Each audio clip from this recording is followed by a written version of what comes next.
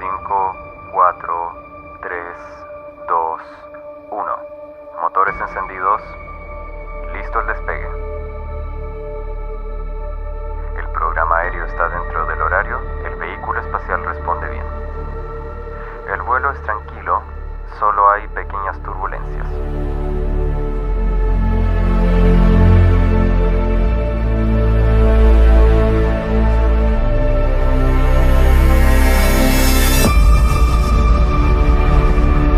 Contemple nuevamente este punto. Eso es aquí, es nuestro hogar, eso somos nosotros. En él están todos los que amamos, todos los que conoces, todos de quienes has oído hablar. Cada joven pareja enamorada, cada maestro de moral, creadores y destructores de la civilización, cada santo y pecador en la historia de nuestra especie ha vivido allí, en esa mota de polvo suspendida en un rayo de sol. Quizás no haya mejor demostración de la locura de la presunción humana que esta imagen distante de nuestro pequeño mundo. Viajemos en el tiempo para descubrir cómo los eventos en la historia de nuestro planeta sugieren que no estamos solos en el universo y que nuestro punto azul pálido tiene un propósito.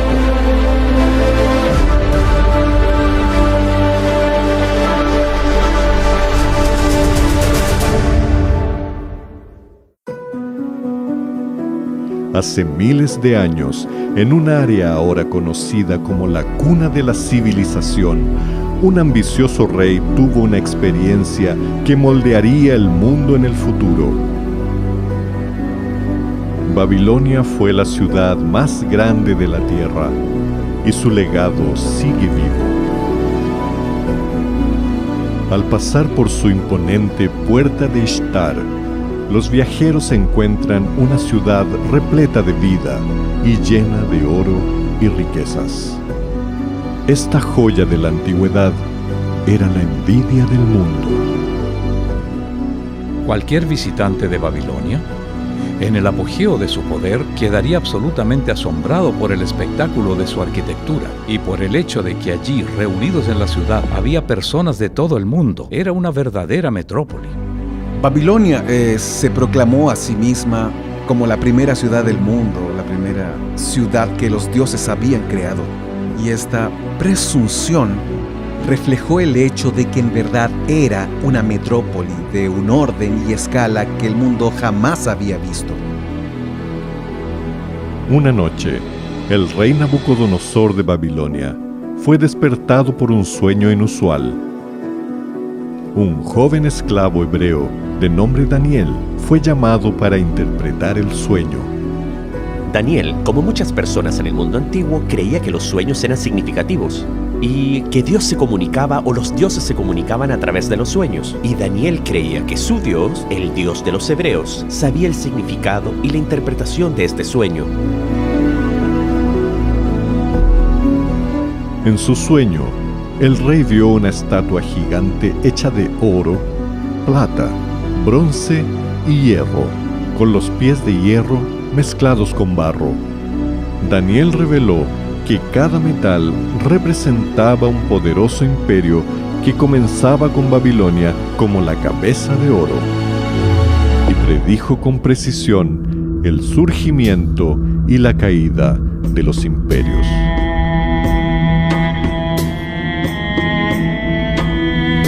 Pero ¿qué evidencia hay de que Daniel haya escrito sobre estos acontecimientos antes de que ocurrieran? Los rollos del Mar Muerto contienen secciones de los escritos de Daniel y datan del siglo II a.C. El historiador judío Flavio Josefo cuenta que los escritos de Daniel fueron presentados a Alejandro Magno cuando visitó Jerusalén en el siglo IV a.C. Y los estudiosos señalan que el arameo usado en el libro de Daniel calza perfectamente con el arameo usado en el siglo VI a.C. La primera vez que oí hablar de este sueño, debo admitir que estaba escéptico.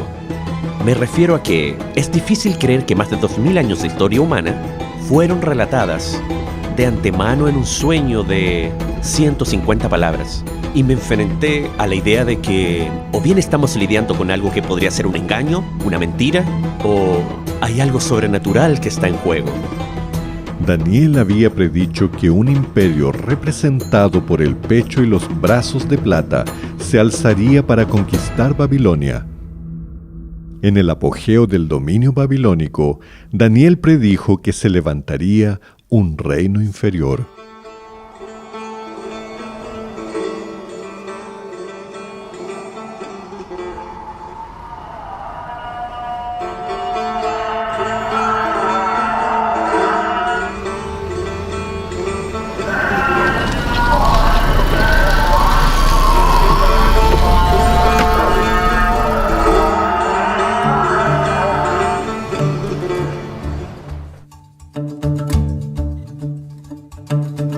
Mi nombre es Atefa y vivo en Shiraz. Es una de las ciudades más bellas de Irán, conocida por sus jardines y poetas. En mi tiempo libre me encanta tomar fotos. Como mujer musulmana, me siento asombrada cuando vengo a esta mezquita. Musulmanes, judíos y cristianos consideran a Daniel como un profeta sagrado. Y hace más de 2000 años, un conquistador se alzaría desde el este para liderar una lucha contra el poderoso imperio de Babilonia. Durante algunos años antes de la caída de Babilonia, los babilonios sabían que el rey de lo que llamaban Parsu o Persia, un hombre llamado Ciro, estaba conquistando grandes partes del mundo más allá de sus fronteras. Después de unirse con sus vecinos los medos, Ciro lideró los 2 ejércitos combinados en una serie de victorias famosas, dejando su nombre en alto como una estrella en ascenso. Pero su ascenso no estaría completo sin la toma de Babilonia. Heródoto retrata a Ciro como el modelo de un gran conquistador y retrata a Babilonia como la mayor conquista de Ciro, el premio supremo. Y era el premio supremo porque era el hueso más duro de roer. Babilonia era una poderosa fortaleza. Sus enormes paredes, con zanjas profundas y puertas imponentes, hacían imposible que cualquier fuerza invasora la conquistara. Enfrentados por muros que no se podían romper, las tropas persas identificaron el río Éufrates como el punto de entrada. Desviando su cauce río arriba, las tropas de Ciro pudieron marchar a lo largo del lecho del río, por debajo de las puertas y hacia el corazón de la ciudad.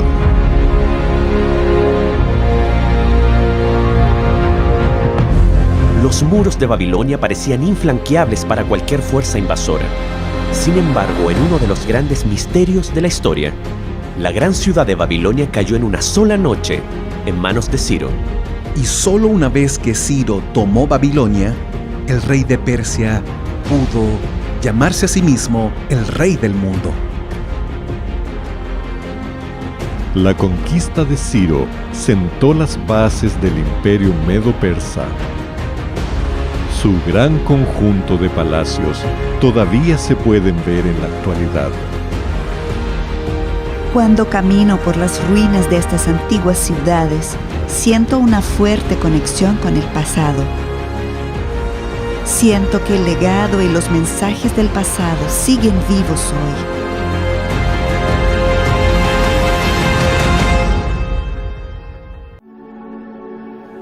Después de conquistar lo que parecía ser el mundo entero, Ciro murió en batalla.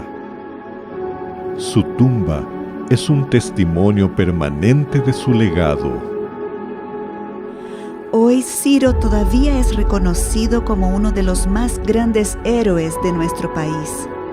El imperio que creó se construyó sobre el respeto a los demás y el deseo de una paz duradera. Creo que es lo que todos queremos.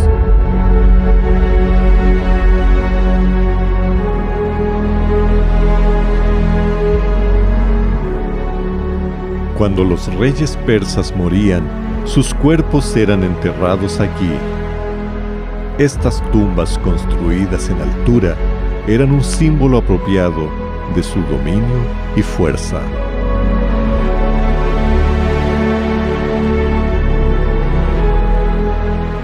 Pero aquí hay una tumba inconclusa.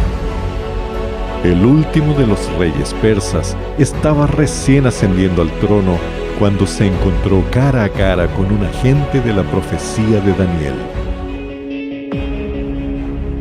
Un joven y valiente general de las colinas de Macedonia había puesto sus ojos en la destrucción persa. El imperio medo-persa había conquistado Babilonia tal como lo predijo Daniel.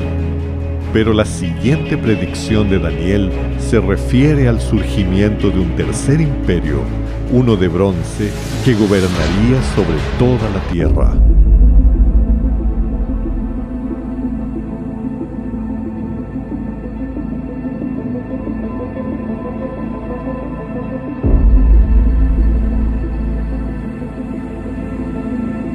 Escalar aquí es una especie de tradición, se traspasa de padre a hijo. Tenemos rutas fáciles y rocas pequeñas, pero también tenemos rocas grandes. La roca más alta mide 250 metros. Al escalar se siente miedo, pero así se disfruta más. Antes de seguir subiendo, suelo tomar un poco de aire. Es tranquilo allá arriba. Puedes sentir la soledad.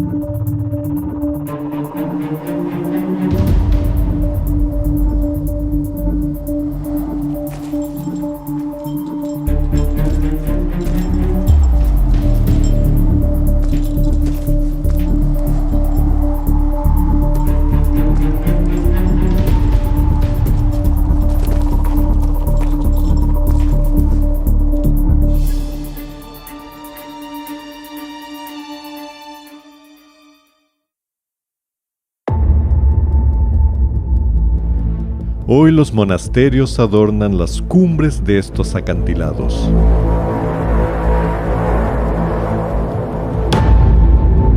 En el siglo XIV, un monje solitario llamado Barlaam escaló estas empinadas paredes de roca para construir un monasterio. Bajo la atenta mirada de un monje, hay una pintura que representa una figura clave en la línea de tiempo de Daniel: Alejandro el Grande.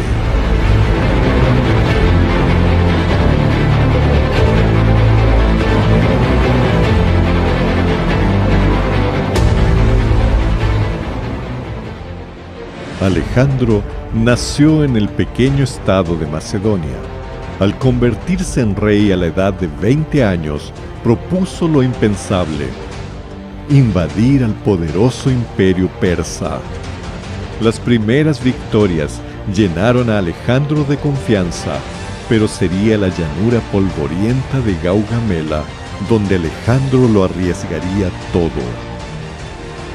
Él invade Mesopotamia, Irak, consciente de que al hacerlo tendrá todo el imperio del mundo en sus manos si gana. Eso es, esta sería absolutamente la batalla decisiva, porque quien la ganara continuaría siendo el rey de Persia o el nuevo rey de Persia. El rey de Persia le había enviado un ofrecimiento de paz diciendo: toma la mitad occidental y déjame con la mitad oriental y de esta forma tendremos paz. Y uno de sus consejeros, el general Parmenión, dijo, si fuera usted, lo aceptaría. Y Alejandro dijo, sí, si yo fuera usted, lo aceptaría. Sí, pero no era Alejandro. Era imposible para él aceptar aquello. Él debía continuar, tenía que alcanzar sus objetivos. En todas las batallas que peleó, realmente, él iba a la segura, iba directo a la yugular. El clímax de todo su reinado se acercaba. Todo dependía de esto. Dirigiendo sus tropas hacia el flanco derecho, Alejandro forzó una brecha en la línea persa. Los carruajes persas reaccionaron atacando la izquierda griega. Alejandro aprovechó la abertura central y persiguió al rey persa en su retirada a caballo. Aunque era superado en número en suelo extranjero, Alejandro obtuvo una famosa victoria. Él provocó la caída de un imperio y el surgimiento de otro. El Imperio de Plata fue reemplazado por el Imperio de Bronce, tal como Daniel había dicho que ocurriría. En cierto sentido, Alejandro era un oponente aterrador, manchado de sangre, y no debiéramos romantizarlo. Él mató a muchas personas, y su grandeza se levantó entre la sangre de mucha gente.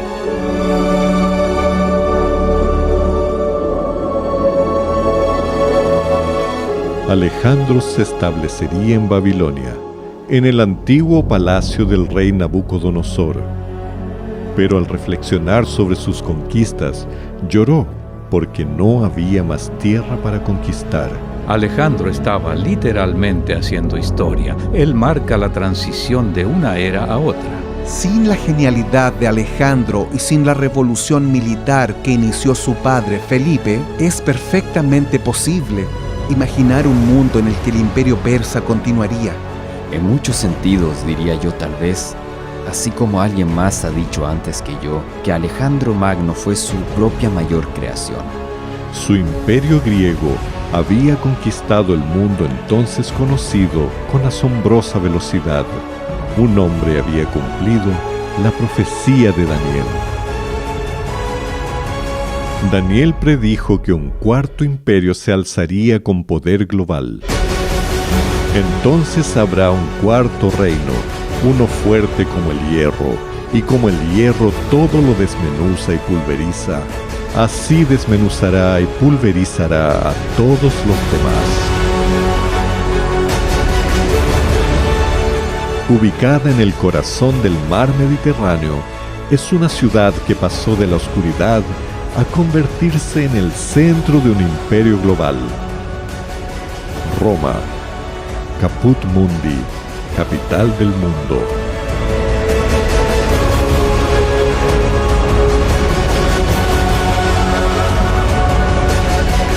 Las maravillas arquitectónicas siguen de pie, símbolos duraderos de fuerza y ambición.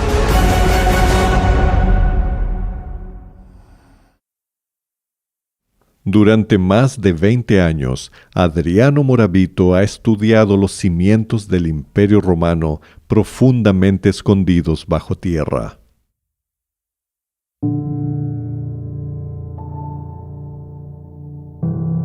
Mucha gente viene a Roma para visitar lo que está sobre el suelo, pero lo que permanece bajo tierra es mucho más. Roma era una mega ciudad del pasado. La grandeza del Imperio Romano se debe a la red de caminos que fueron hechos para conquistar los diferentes territorios y a la construcción de acueductos apropiados para cada ciudad.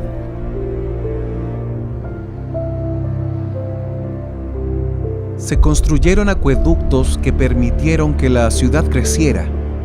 Y también se construyeron caminos, y los caminos se construyeron esencialmente, si se prefiere, como hilos de una red desparramados en el territorio conquistado. Hay un dicho popular muy conocido que dice que todos los caminos conducen a Roma, pero creo que sería mejor decir que todos los caminos salen de Roma. los caminos romanos llevaron suministros y soldados a los confines del imperio, provocando masacres y brutalidades donde quiera que fueran. Cuando los ejércitos occidentales lanzan ataques, se jactan de las pocas bajas que ellos han infligido. Cuando Julio César fue a Galia, se jactó de cuántos había matado. Pero el derramamiento de sangre no se restringió a tierras extranjeras. Los animados espectadores se reunían en el Coliseo para observar cómo miles de personas eran asesinadas violentamente. En muchos sentidos, la arena es la institución romana por excelencia. Esta fue una expresión de su virilidad, de su superioridad sobre el mundo bárbaro y sobre el mundo natural. En el apogeo del Imperio Romano, aproximadamente 1 de cada 5 personas en el planeta vivía y moría bajo el gobierno del emperador. Sus fronteras se extendían desde el norte de África hasta Britania. Por el año 476 después de Cristo, las invasiones bárbaras habían reducido las fronteras del Imperio Romano a un tamaño que no se había visto en 6 siglos. Había depredadores en las fronteras y los romanos los llamaban bárbaros. Muchos de ellos fueron dominados por los romanos y perdieron su libertad ante ellos y obviamente se molestaron y odiaron eso. Ellos fueron capaces de tomar posesión de vastos territorios de lo que había sido el Imperio Romano. Daniel predijo que el Imperio Romano se derrumbaría desde adentro, y lo que viste de los pies y los dedos, en parte de barro cocido y en parte de hierro, será un reino dividido, en parte fuerte y en parte frágil. Las tribus bárbaras dividieron el Imperio Romano y estas nuevas naciones sentarían las bases para la Europa futura. Para los europeos, Roma era el fantasma que no desaparecería. Y cuando llegó el momento en que el gobierno de los Césares se vino abajo, hubo personas que intentaron restaurarlo. Hay un sentido en el que se podría argumentar que el Imperio Romano nunca cayó realmente y que nosotros, como europeos modernos, somos los romanos de la actualidad. La siguiente predicción de Daniel fue que los reyes y reinas europeos buscarían reparar el imperio dividido a través de alianzas matrimoniales. Así como viste el hierro mezclado con barro, así se mezclarán por medio de alianzas humanas, pero no se unirán el uno con el otro, como el hierro no se mezcla con el barro. A medida que se acercaba el siglo XX, muchos de los poderes políticos de Europa estaban vinculados por alianzas matrimoniales, pero las disputas familiares provocarían eventos que arrastrarían a Europa a través de 2 guerras mundiales. Millones perecerían cuando los líderes ambiciosos trataran de resucitar un imperio europeo unido. Decididos a nunca permitir que Europa tuviera otra guerra sangrienta, los líderes mundiales se unieron para firmar tratados de paz, allanando el camino para el desarrollo de la Unión Europea. Pero la tensión persiste. Desde que las fronteras abiertas fueron amuralladas, los temores sociales y religiosos se derramaron en las calles. La desigualdad económica, el aumento del desempleo y el extremismo político están ganando terreno. Está claro, el hierro y el barro no se mezclan. El sueño de Daniel contiene 7 elementos proféticos, o sea, Babilonia, Medo-Persia, Medo-Persia, Grecia, Grecia, Roma, etc. Y de esos 7 elementos proféticos, 6 ya se han cumplido. Ahora, solo la fuerza de la lógica y de las probabilidades sugeriría que si han sucedido 6 de los 7 elementos proféticos, es muy probable que el 7º también ocurra. Daniel predijo que el oro de Babilonia pasaría a manos de otro, que el imperio de Ciro llegaría a su fin. Que el egoísmo y la codicia de los imperios del hombre nunca tendrían éxito. Que la fuerza y la brutalidad del Imperio Romano se encontrarían con su rival.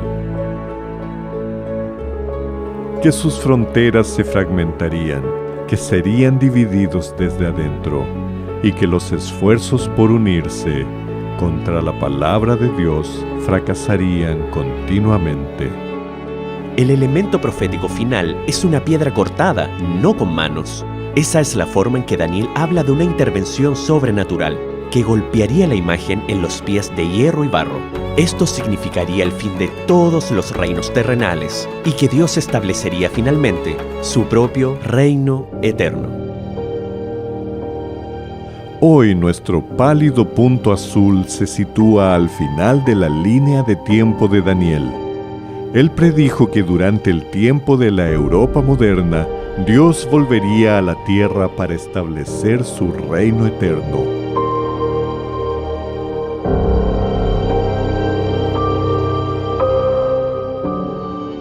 La Tierra es un escenario muy pequeño en una vasta arena cósmica.